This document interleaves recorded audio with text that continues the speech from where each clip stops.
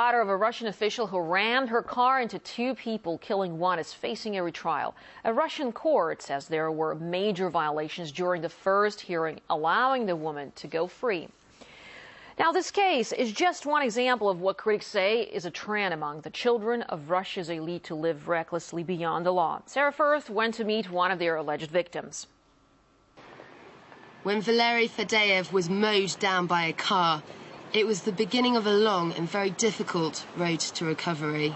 It was at this bus stop that Valery was knocked down and seriously injured.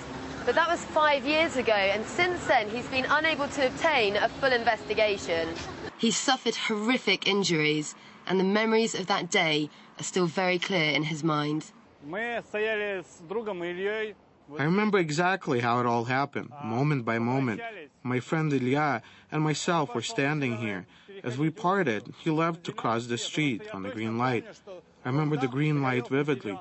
I had turned and began walking into that direction when I heard a sound and saw something flying towards me. The driver of the car was 18-year-old Yevgenia Abuzova, daughter of a former high-ranking FSB officer. Valery's case, although being denied a criminal trial, did make it to the civil courts. We asked for 3 million rubles in compensation. She was sentenced to paying 100,000 rubles to me, and she did in installments. But before the trial, she was a major shareholder at a commercial bank in Moscow. At the time of the trial, it appears she was just a poor student with 600 rubles monthly maintenance allowance. Valery made 8 attempts to have criminal proceedings launched, but was refused every time.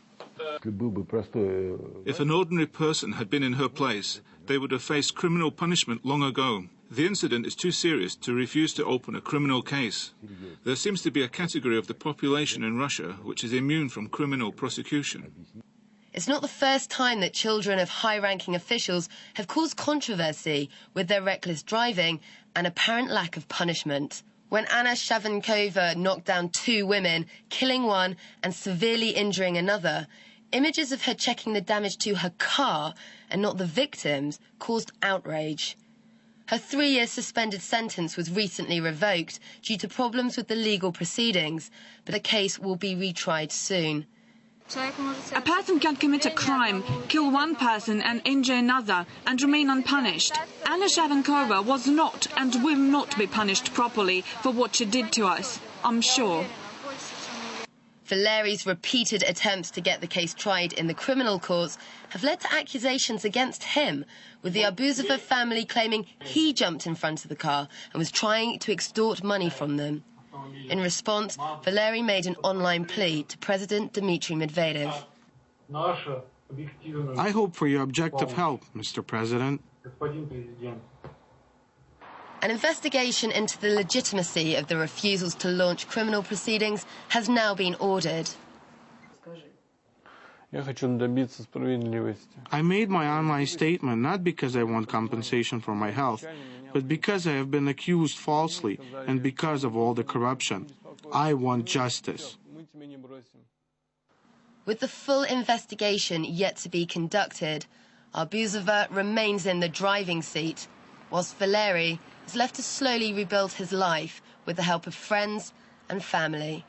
Sarah Firth, RT, Chelyabinsk region.